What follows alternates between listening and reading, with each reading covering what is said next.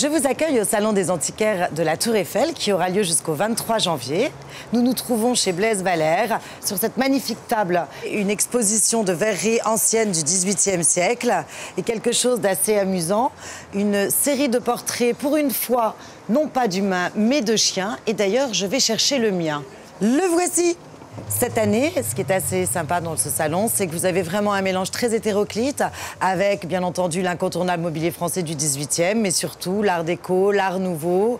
Et l'art contemporain a bien sa place maintenant dans ce salon.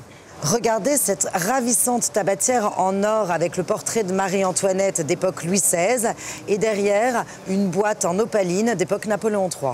Un ensemble de verreries art déco chez Dominique Séblé. On trouve des magnifiques tapisseries anciennes d'Aubusson, des tapis en soie, comme ceux que présente la galerie Guillemin, installée depuis 3 générations à Paris. Chez Richard Duflo, grand spécialiste dans les meubles 30-40, vous trouverez un spectaculaire bureau de ministre, voire de Premier ministre, exceptionnel de par sa taille et son design. Je suis assise sur un canapé des années 40, un travail français des années 40, dans l'esprit de Jean-Charles Moreau.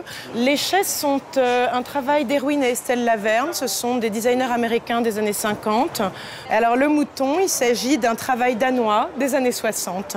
La Tour Eiffel, c'est aussi très branché. Nous nous trouvons chez Addiction Galerie, mon basque préféré, qui présente le vrai art contemporain. Je pense que beaucoup de gens connaissent Laurence Jenkel, qui est une grande spécialiste dans les bonbons anglais, en tout cas pour celui-ci.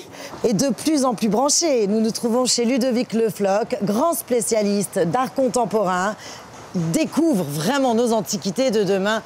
Et personnellement, j'aime beaucoup ces sculptures-livres en bronze de Jacques Le Bescon. Alors je vous attends au Salon des Antiquaires, au pied de la Tour Eiffel, jusqu'au 23 janvier.